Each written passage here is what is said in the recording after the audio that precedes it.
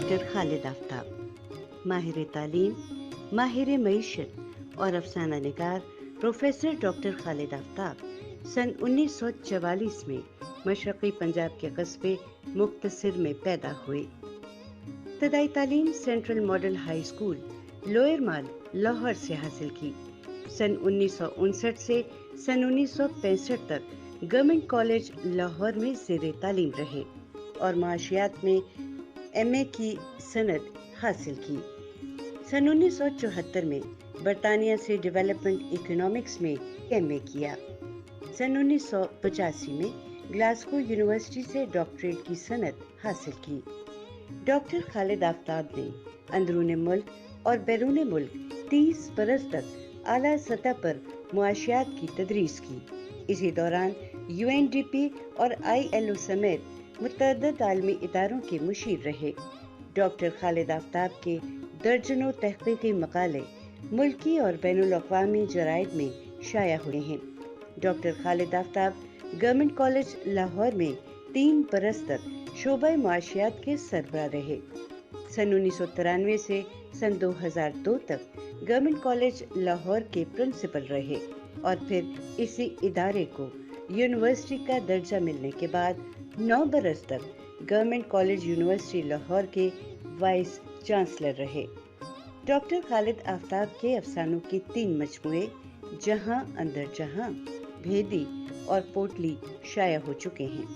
Doctor خالد آفتاب کو ان کی علمی اور تمدنی خدمات کے صلے میں حکومت پاکستان کی طرف سے سن 1994 میں اعزاز فضیلت اور سن 2002 میں تمغہ برائے حسن کارکردگی سے نوازا گیا۔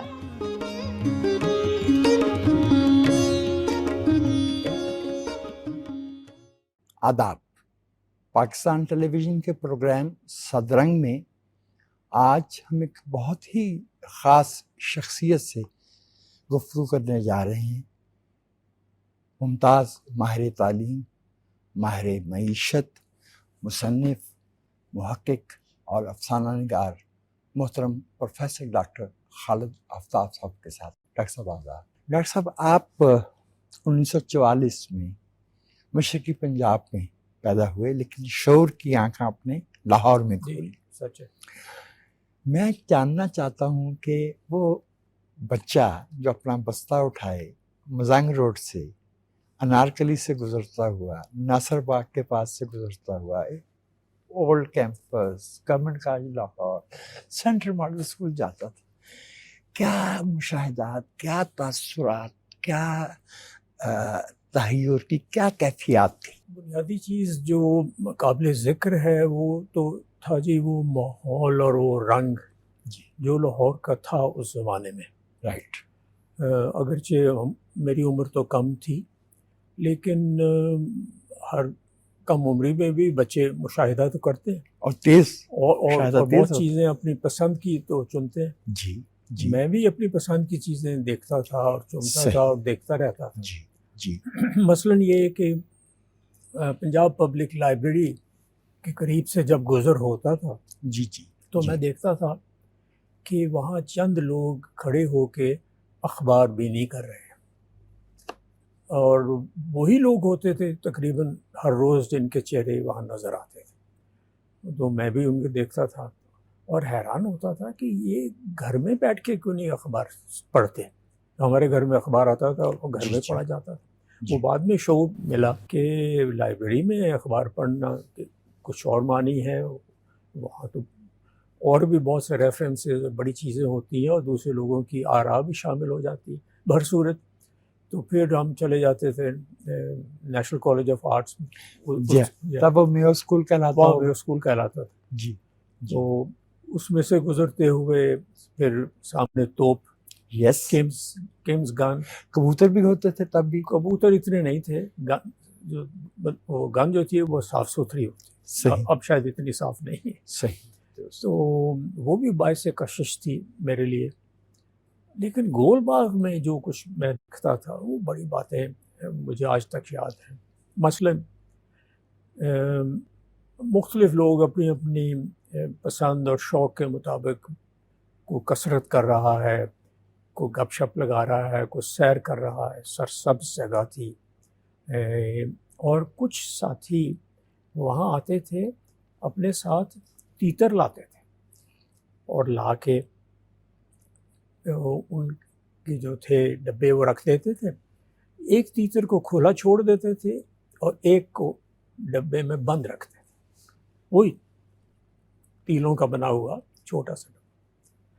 اور میں جب بھی دیکھا ہمیشہ ایک تیتر آزاد اور ایک بند ہے. تو اس وقت تو میں پوچھ نہیں سکا، اگرچہ سوال بہت دفعہ میرے ذہن میں آیا، لیکن بعد میں مجھے کسی نے بتایا کہ یہ جو نر ہے اس کو چھوڑ دیا جاتا ہے، مادہ کو کبھی نہیں چھوڑتے، کیونکہ اگر مادہ چھوڑ دو تو کبھی لوٹ کے واپس نہیں آتی. اور بھی بہت سی چیزیں تھیں، مثلا گورنمنٹ کالج کی خوبصورت عمارت جو میرے لیے بہت کشش رکھتی تھی، بہت زیادہ، کیونکہ میرے گھر کے بہت سے بزرگ جو تھے وہاں پڑھ چکے تھے. صحیح. میرے نانا وہاں پڑھے، میرے والد مرحوم وہاں پڑھے، میں بھی پڑھا، میرے چچا، میری چچی، بالکل بہت سے کزنز وہاں پڑھے.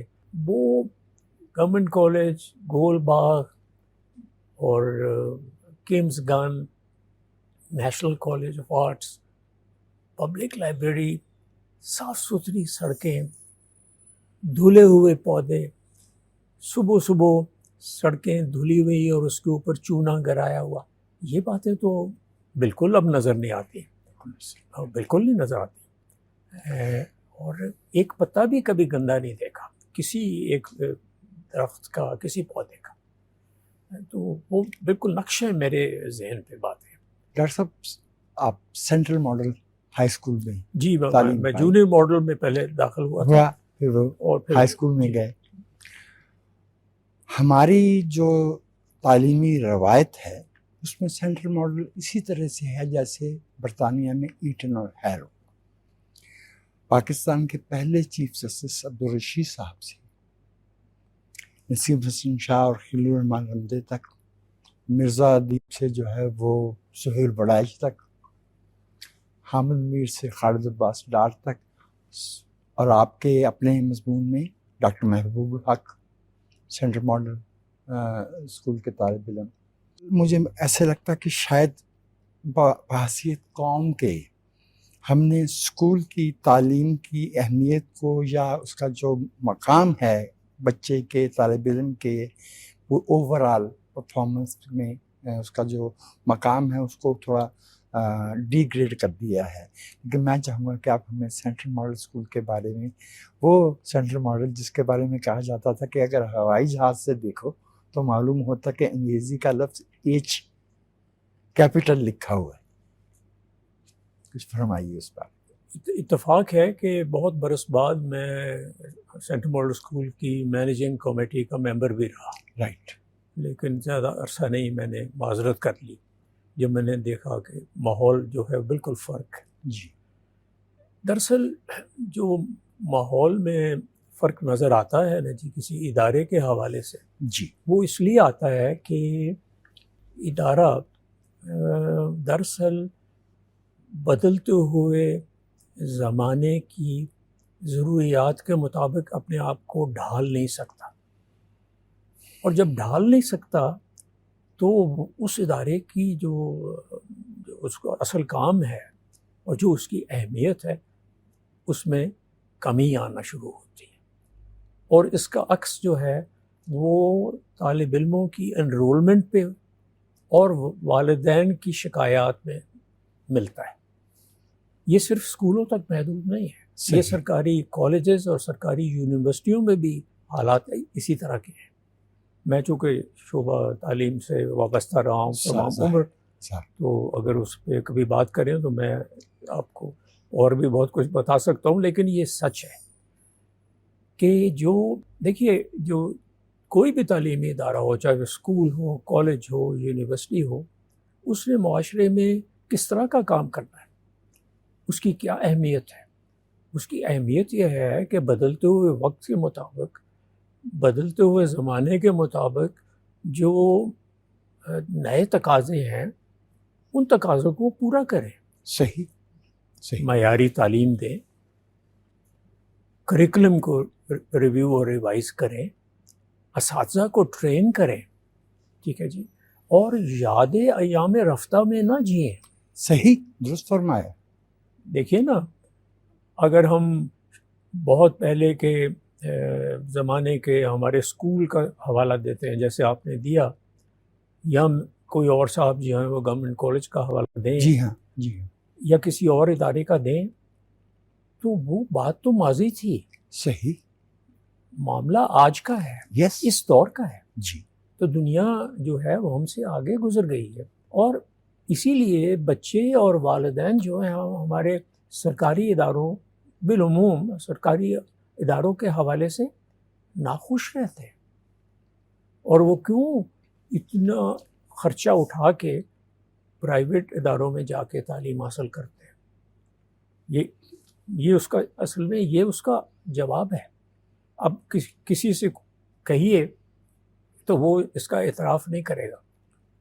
ہمارے ہاں ہے نا کہ جی ہاں، ہم جی اکثر جی. حق کو، سچ کو چھپاتے ہیں، لیکن چھپانے سے مسئلہ حل نہیں ہوتا، تو مسئلہ تو اور زیادہ بڑھ جاتا. تو یہ ہے، اس لیے نہ سینٹرل ماڈل رہا، نہ دوسرے سرکاری ادارے اس طرح ویسے رہے. ڈاکٹر صاحب، آپ شاید پرائمری اسکول کے آخری درجوں میں ہوں گے جب 1953 میں اشفاق صاحب نے گڈریا لکھا. یہ تو میں توقع نہیں کرتا کہ آپ نے اس وقت گڈریا پڑھا ہوگا، چونکہ آپ تو تعلیم و تربیت پڑھ رہے تھے. لیکن میں ذرا جاننا چاہتا ہوں کہ گھر کے اندر بھرا پورا گھر تھا، تو اشفاق صاحب کے دیگر جو افراد خانہ تھے ان کا رویہ کیسا تھا؟ کیسے دیکھتے تھے؟ اپروول تھی، ڈس اپروول تھی، بیگانگی تھی، یا فخر تھا؟ کیا تھا؟ کیونکہ میرے خیال میں اس وقت تک وہ روم سے پڑھ آئے تھے. جی آگے تھے، روم سے روم میں پڑھاتے رہے تھے، جانبل سے بھی، فرانس سے بھی، روم یونیورسٹی میں پڑھاتے بھی رہے تھے. بالکل. جی. دلچسپ بات ہے، ایک روز میں دن کا وقت تھا، میں اپنے گھر میں داخل ہو رہا تھا کہ میں نے دیکھا ایک نہایت خوش شکل، خوش لباس اور صاف ستھرا شخص وہاں کھڑا ہے، اور مجھے کہنے لگے اے خواجہ کدھر ہے؟ خواجہ کدھر ہے؟ میں نے کہا جی خواجہ کون؟ اشفاق کدھر ہے؟ اشفاق کدھر ہے؟ میں نے کہا جی وہ اوپر ان کا کمرہ ہے، مجھے وہاں لے چلو. میں ان کو لے کے، باہر سے سیڑھیاں چڑھتی تھیں، اشفاق صاحب تیسری منزل پہ کمرہ تھا جس میں رہتے تھے، اور اپنے کمرے میں حسب معمول اس وقت جب میں داخل ہوا وہ ایک چٹائی کی شکل کی صف کے اوپر لیٹے ہوئے تھے. ایک گاؤ تکیہ پیچھے رکھا ہوتا تھا، اور اس میں نیم دراز ہو کے وہ پڑھتے تھے اور لکھتے بھی ویسے تھے. تو جیسے ہی انہوں نے دیکھا تو اشفاق صاحب نے کہا او منٹو، تم کہاں گھوم رہے ہو؟ انہوں نے کہا تم کہاں چھپے بیٹھے ہو؟ تو میں دیکھ کے حیران ہوا کہ یہ کون ہے. میں نہیں انہیں جانتا تھا اس عمر میں. تو انہوں نے کہا یار یہ نوجوان تمہیں لے آیا. تو انہوں نے کہا یہ میرا بھتیجا ہے، خالد اس کا نام ہے.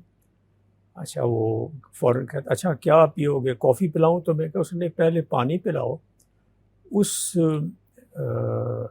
مٹی کے گھڑے سے جو تم نے خاص طور پہ بنایا ہے. گھڑا تو ظاہر کو بناتا نہیں، ایک بنی بنائی چیز آپ بازار سے لاتے ہو، لیکن اس میں ایک چھوٹی سی اختراع کی تھی اشفاق صاحب نے. انہوں نے کیا کیا، پانی تو ڈال دیتا تھا ماشکی، جی، لیکن وہ گھڑے سے پانی نکالنا بار بار ذرا دشوار تھا. تو انہوں نے کیا کیا کہ یہ پرکار لے کے نا، جو ہم بھی اسکول میں استعمال کرتے تھے، اس پرکار سے آہستہ آہستہ آہستہ اس کے اندر چھوٹا سا سوراخ کیا، اور اس کے اندر ایک گلی پھنسا دی لکڑی کی. تو جب پانی لینا ہوتا تو اس کو نکالتے تھے، وہ دھار بن کے باہر آتا تھا، پانی اس میں جمع کر لیتے تھے، باقی گلی پھنسا. تو انہوں نے گئے اور جا کے اس میں سے ویسے ہی پانی نکال کے تو منٹو صاحب کو پلایا. وہ بیٹھ گئے. اس نے کہا اچھا میں تمہیں کافی پلا دوں. وہ کہتے ہاں پلاؤ، لیکن پہلے ایک بات بتاؤ خواجہ، تم نے یہ افسانہ کیسے لکھا؟ آپ کا حوالہ گلریا جی. تو وہ کہنے لگے بس ایسے ہی لکھا گیا، یہ بڑوں کی دین ہے. وہ کہتا ہے نہیں. منٹو صاحب نے کہا، یعنی میں اب کہہ سکتا ہوں، میں تو انہیں نہیں جانتا. جی جی جی. تو انہوں نے کہا نہیں، ایسا افسانہ کوئی روز روز بیٹھ کے نہیں لکھتا. میں بھی تو افسانے لکھتا ہوں نا. وہ کہاں، تم تو بھائی بڑے مصنف ہو. وہ آپس میں جانتے تھے. خیر وہ باتیں کرنے لگے، میں خاموشی سے وہاں سے نکل آیا. جو ان کا طریق تھا وہ یہ تھا کہ وہ، ہم بھی جب جاتے تھے تو وہ جب سے اٹلی سے آئے تھے وہ کہتے تھے بھائی کافی پیو گے؟ وہ اپنے ساتھ وہ کافی کا پرکولیٹر اور وہ لائے تھے. کافی بناتے تھے اور پلا کے خوش ہوتے تھے. اور ساتھ ہی چیز تراشے ہوئے چھوٹے چھوٹے ٹکڑے چیز کے وہ بھی کھلاتے تھے.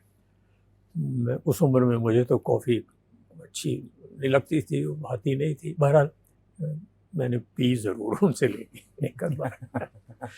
اچھا خیر وہ چلے گئے. تو میں نے اشفاق چچا سے پوچھا، میں نے کہا کہ آپ کو یہ جو آپ کے دوست آئے تھے یہ خواجہ کیوں کہتے ہیں؟ وہ کہتے ہیں کاکا، مجھے وہ کاکا کہتے ہیں پیار سے، کاکا اس لیے کہ منٹو یہ سمجھتا ہے کہ اچھا ادب اور اچھا کام صرف کشمیری ہی کر سکتے ہیں، اس لیے وہ مجھے خواجہ کہتے ہیں. کیونکہ خود وہ جیسے ہی آپ نے کہا تھا کہ انہوں نے کہا خواجہ کدھر ہے، تو وہ ان کا تکیہ کلام بھی تو تھا نا، خواجہ جس سے پیار کیا اس سے کہا خواجہ. خواجہ بہرحال تو یہ میری ان سے پہلی ملاقات تھی. بعد میں نے انہیں دیکھا ضرور، لیکن کبھی گفتگو نہیں ہوئی. میں نے وہ یعنی کبھی کافی ہاؤس میں، ٹی ہاؤس میں بیٹھے دور سے دیکھا، رائٹ، لیکن ملاقات نہیں ہوئی. چلے بھی تو بہت جلدی گئے نا.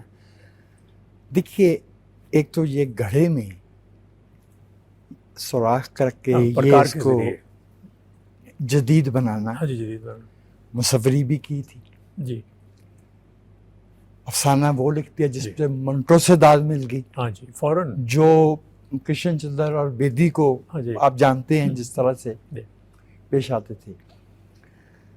آپ کے جو دادا تھے ڈاکٹر محمد خان، ان کے بارے میں ایک تاثر تھا کہ وہ ہی واز اے اسٹرکٹ ڈسپلینرین. جی اچھا، اب آپ ماہر تعلیم رہے، آپ سے بہتر تو نوجوانوں کی نفسیات کوئی نہیں جانتا. یہ جو اشفاق صاحب نے کریٹیو اور انوینٹیو وفور رہا، ان کے خیالات میں اتار چڑھاؤ تبدیلیاں آتی رہیں، لیکن ایک بنیادی شوخ طبیعت کی وہ ہمیشہ رہی. کچھ اس کا تعلق جو انہیں بچپن میں، نوجوانی میں گھر کے ماحول تھا، اس سے کچھ رشتہ بنتا ہے؟ بالکل بنتا ہے. یعنی اگر صرف جو ہمارے دادا تھے ان کے حوالے سے دیکھا جائے تو شاید اس طرح کا خیال آتا ہے جیسے کہ آپ نے پوچھا. جی جی. وہ اصل میں میرے دادا جو تھے ان کا ایک ہی وہ کیا کہیں شوق اور جنون کی حد تک تھا کہ ان کے سب بچے صحت مند ہوں، اور دوسرا یہ کہ پڑھائی میں بہت لائق ہو. اچھا اب ہر بچہ جو ہوتا ہے وہ ذہانت تو پیدائشی طور پہ اللہ سے کچھ نہ کچھ لے کے ہر بچہ آتا ہے، اور ذہن کا چلو خالی بھی کسی کا نہیں ہوتا. تو دیکھنا ہوتا ہے کہ جو بھی وہ چلو ہے اس میں کیا چیز بھری جائے اور کون بھرنے والا ہے، یعنی اساتذہ کون.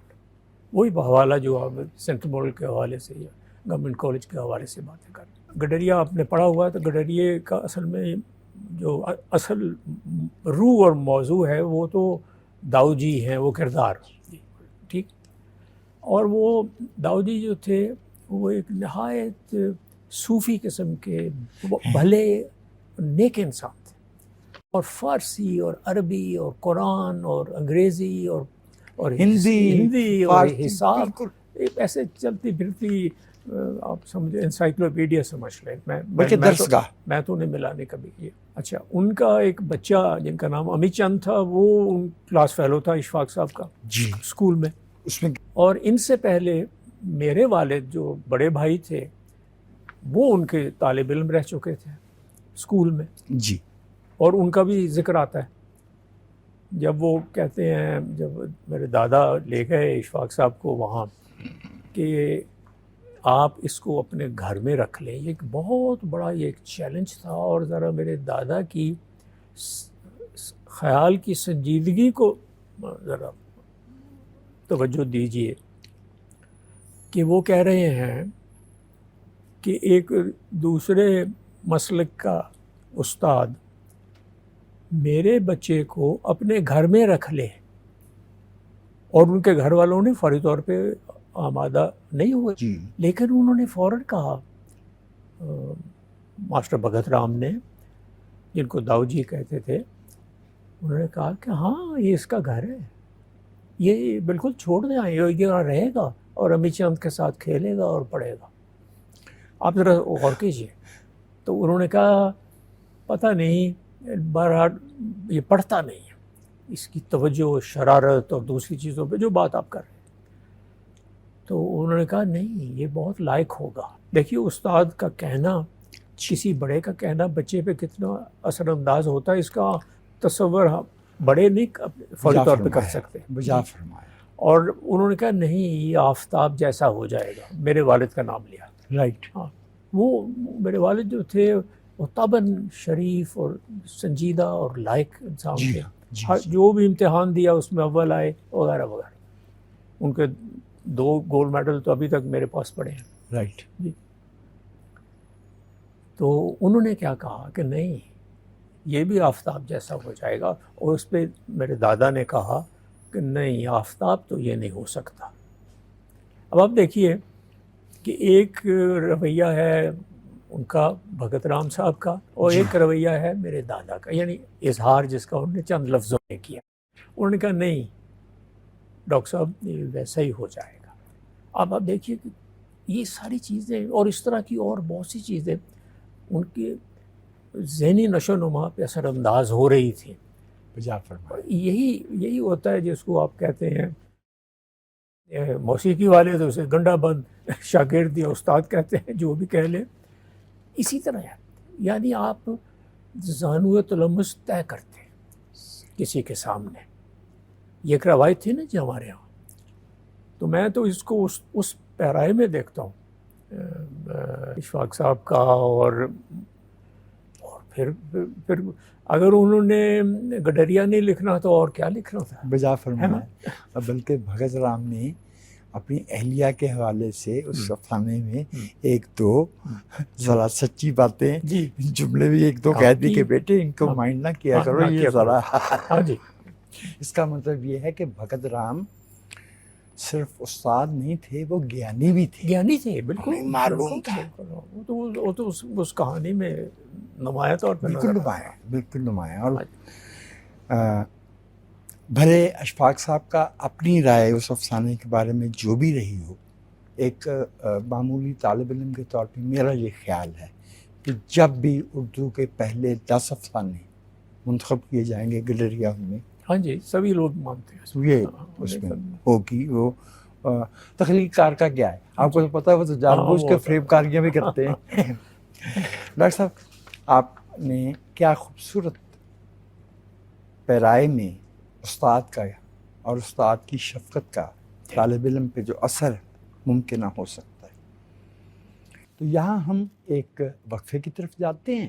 آپ ہمارے ساتھ رہیے گا. ہم گفتگو کر رہے ہیں ممتاز ماہر تعلیم, ماہر معیشت, ادیب, مصنف محترم پروفیسر ڈاکٹر خالد آفتاب صاحب کے ساتھ. پاکستان ٹیلی ویژن کے پروگرام سترنگ میں وجاہت مسعود آپ کو ایک بار پھر خوش آمدید کہتا ہے. اور ہم گفتگو کر رہے ہیں ممتاز ماہر تعلیم, ماہر معیشت, ادیب, مصنف, افسانہ نگار محترم پروفیسر ڈاکٹر خالد آفتاب خان صاحب کے ساتھ. 1959 سے 1965 تک آپ کمبرج کالج لاہور میں تعلیم پا رہے تھے, اور اتفاق سے 60 سے 64 کے جو 5 برس ہیں اس میں ہمارے اس لیے کہتے ہیں کہ پورا لاہور انہیں اون کرتا تھا. ڈاکٹر نذیر احمد جی وہ پرنسپل تھے. اچھا وہ خاص طور پہ طالب علموں کے ساتھ اپنی شفقت کے لیے جانے مشہور جاتے ہے. تھے. جی اچھا پھر یہ کہ بہت ہی ہمہ جہت تھے, ملٹائی ڈائمینشنل ان کی دلچسپیاں تھیں, کرکٹ سے لے کے موسیقی تک, شعر سے لے کے سائنس تک تو وہ چلتے. جو پروفیسر خالد مسعود صدیقی صاحب نے ہسٹری تیسرا حصہ لکھا ہے گورنمنٹ کالج کی تاریخ کا, تو اس میں ان کے ہاں کچھ تھوڑا سا گلے کا ایک انداز پایا جاتا ہے کہ ڈاکٹر صاحب ڈسپلن نہیں قائم کرتے تھے. میں جاننا چاہوں گا اچھا سر کہ استاد کی شفقت طالب علموں کو اور پھر اس ادارے کا جو تخلیقی امکان ہے اس میں زیادہ اہم کردار ادا کرتی ہے یا I would say blend discipline?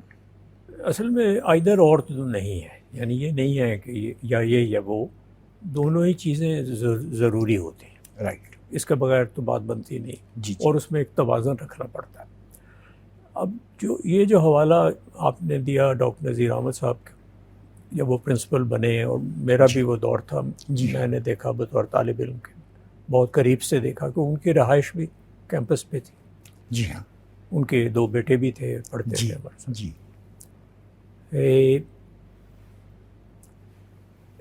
تاریخی حوالے سے دیکھیں تو گورنمنٹ کالج ڈاکٹر لائٹنر سے لے کے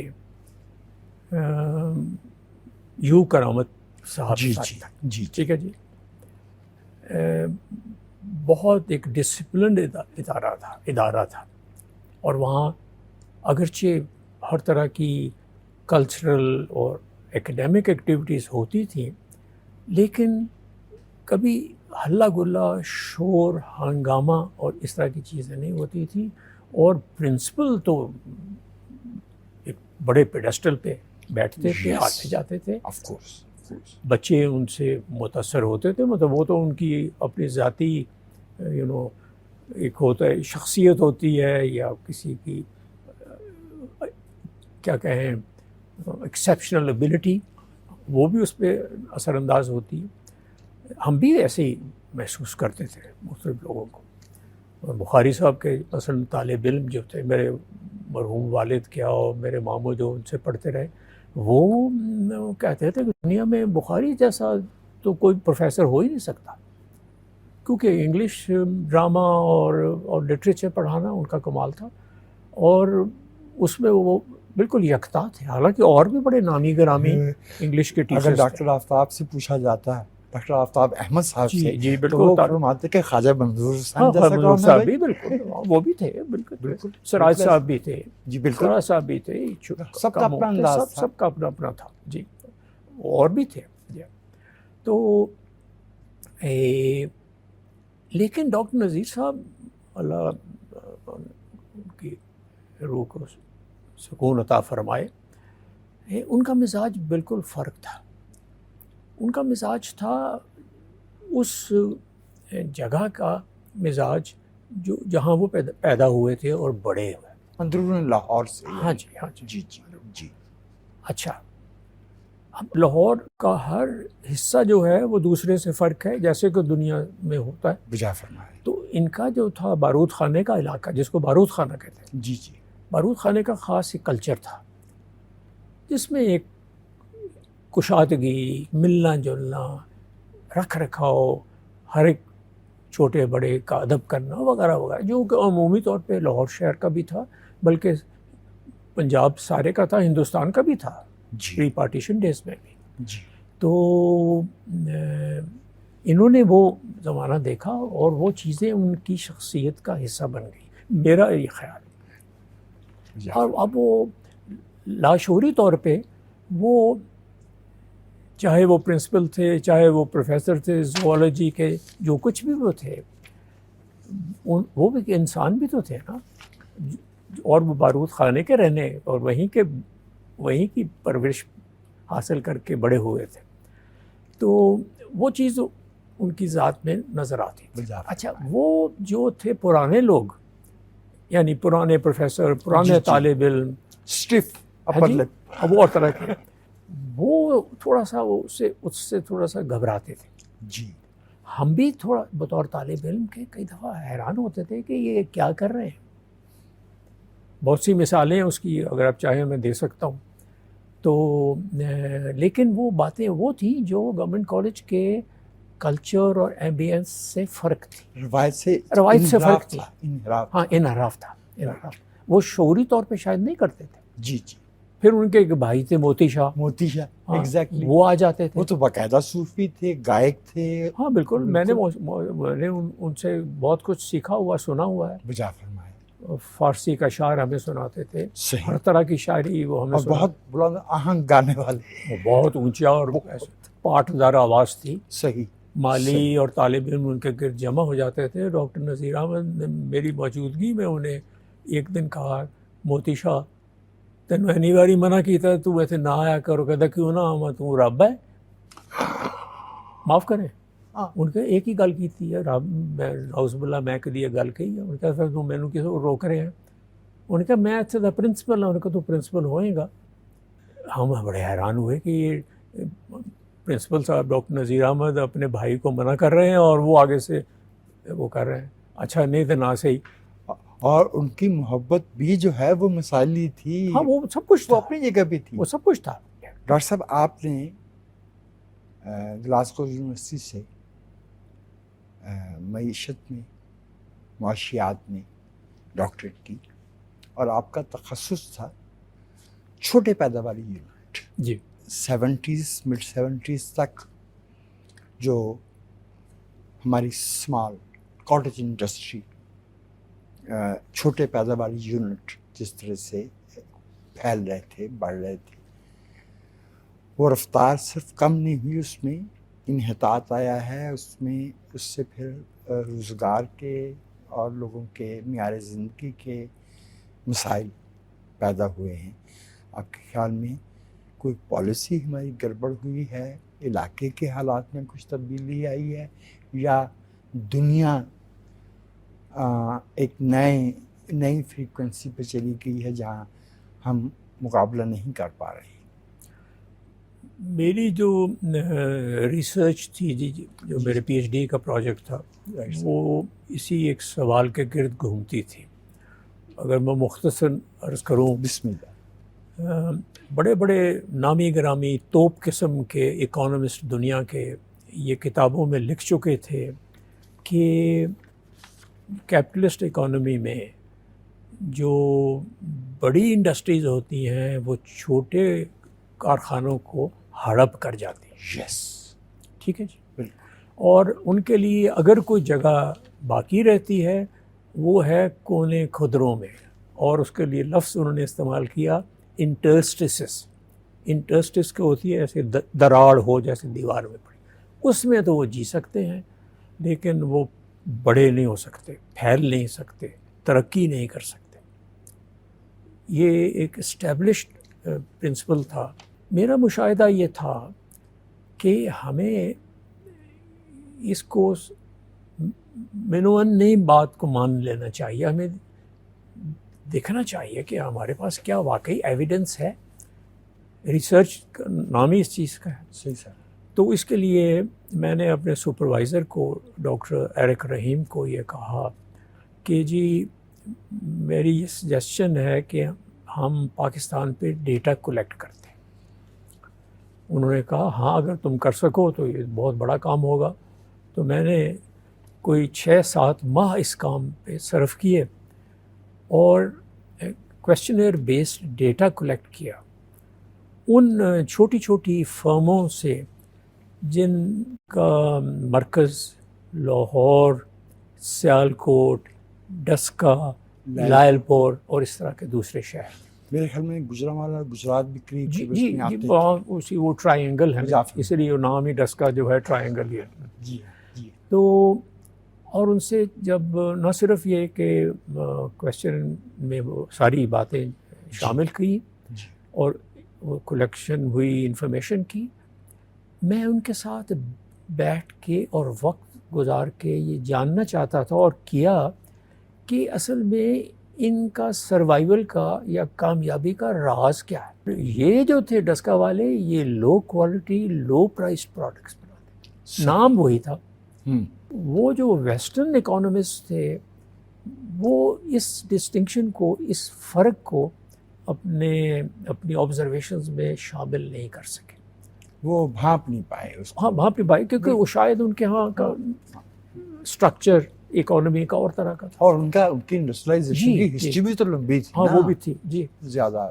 اور دوسری چیزوں کے علاوہ میری ریسرچ کا جو اصل جو تھا حاصل وہ یہ بات تھی، اسی پہ بیس پہ میں نے پیپرز پبلش کیے باہر۔ تو اس طرح یہ اچھا، اب آپ کا سوال جس کا میں پورا جواب نہیں دیا کہ اب کیوں ہوا، یعنی آج وہ کیوں نہیں ہوئی اس طرح۔ جی میں یہی پوچھنا چاہتا ہوں۔ آج بھی اپنے وسائل کے مطابق، اپنی اہلیت کے مطابق وہ لوگ کچھ نہ کچھ کام کر رہے ہیں، اگرچہ وہ اس طرح کی سوفسٹیکیٹڈ کمپلیکس مشینری نہیں بنا رہے۔ ڈاکٹر صاحب، جس وقت آپ ایک ماہر معیشت کے طور پہ، اب تو آپ جسے کہتے ہیں نا کہ ریٹائرمنٹ کے فیز میں ہیں نا، جب آپ بھرپور اس میں تھے، تو ایک صاحب کیمبرج میں امرتیہ سین، وہ معاشی پیداوار، شہری آزادیوں اور سیاسی بندوبست کا تعلق آئیڈینٹیفائی کر رہے تھے، اور ایک دوسرا طبقہ بھی موجود تھا معیشت میں، ایک دوسرا مکتب فکر بھی موجود تھا جو یہ کہتا تھا کہ بھئی یہ اظہار کی اور سوچنے کی آزادی وغیرہ اہم نہیں ہے، میس پروڈکشن بیلٹ جو ہے وہ میٹر کرتی ہے۔ ہمارے ہاں ہو سکتا ہے کہ میری رائے غلط ہو، اگر معاشی انحطاط نہیں ہوا تو کم از کم معاشی جمود ضرور آیا ہے over the past couple of decades or so۔ تو ڈاکٹر صاحب اس پہ ہمارے ہاں کون سا نمونہ اپلائی ہو رہا ہے؟ کیا اس کا ہمارے سیاسی بندوبست سے تعلق ہے، یا ہم علم کی ایکوزیشن میں ساتھ قدم نہیں؟ کیا آپ کی رائے کیا بنتی ہے بطور ایک ماہر معیشت کی؟ دیکھیے جی، یہ بات تو 100% سچ ہے کہ سیاست اور معیشت کا ہر جگہ، ہر ملک، ہر معاشرے میں بہت قریبی اور گہرا تعلق ہوتا ہے۔ اکنامکس کا اصل نام پولیٹیکل اکانومی تھا، یہ تو بعد میں انہوں نے ڈسٹنکشن پیدا کی، اس کو علیحدہ کیا۔ اگر آپ کلاسیکل اکانومکس کی تھیریز پڑھیں، کتابیں پڑھیں، تو اس کو بہت واضح طور پہ یہ چیز نظر آتی ہے۔ لیکن جو بات بڑی بنیادی ہے، جو ایڈم سمتھ کے زمانے میں بھی گنوائی گئی تھی اور جو آج کے دور میں بھی اتنی ہی اہم ہے، وہ یہ ہے کہ اسکلز ایکوزیشن اور ٹیکنالوجیکل انوویشن، یہ دو بڑی بنیادی ضروریات ہیں۔ میں سیاست والی بات کو ذرا سا ایک طرف رکھ رہا ہوں، جی ٹھیک ہے جی۔ تو اسکلز ایکوزیشن کیسے ہوتی ہے، اس کی سب باتیں لوگوں کو پتہ ہیں اگر وہ ایکوائر کرنا چاہیں، اور ٹیکنالوجیکل انوویشن کیسے ہوتی ہے، وہ بھی، اس کی بھی جو ضروریات ہیں، اس کا علم سب کو ہے۔ جی تو کمی کس چیز کی؟ کمی یہ ہے کہ دونوں طرف، چاہے وہ سائنٹسٹ کی سکلز ہوں، چاہے ٹیچرز کی ہوں، چاہے وہ سیمی سکلڈ ورکرز کی ہوں، اصل مسئلہ یہ ہے کہ ہمارے ہاں کوالٹی ہیومن کیپٹل کی کمی ہے۔ کوالٹی ہیومن کیپٹل جب تک نہیں ہوگا تب تک بات نہیں بنے گی۔ اسی لیے تعلیمی ادارے نہیں ترقی کر پاتے، اسی لیے فیکٹریز نہیں چلتی، اسی لیے ادارے نہیں کامیابی سے آگے چلتے، وغیرہ وغیرہ۔ تو اب سوال تھوڑا سا بدلے گا اور آپ بہتر اس کو بنا سکتے ہیں کہ جناب پھر اس کا حل کیا ہو, اس کو توڑا کیسے جائے, کیونکہ ایک وشیس سرکل بن گیا ہے نا. تو اس کا جواب بڑا سیدھا سادہ ہے کہ جب تک آپ وہ جو بیریئرز ہیں, barriers to technological innovation, barriers to skills acquisition, barriers to access to capital, right, یہ نہیں ہٹائے جائیں گے تب تک یہ بات نہیں بنے گی. ڈاکٹر صاحب ایک بہت تیکھا مشاہدہ جی میں عرض کرتا, جی لیکن وہ کیا کہتے ہیں کہ خوف فساد خلق سے میں نے اس کو روکا. میں ایک بات اور جاننا چاہوں گا ڈاکٹر صاحب, دنیا بھر کے ترقی یافتہ معاشروں میں بھی اکیڈیمیا ہے, ایک بیئر منیمم اسکولنگ ہے, اور پھر بیچ میں ایسی مہارتیں, ایسے ہنر جو ووکیشنل کہتے تھے.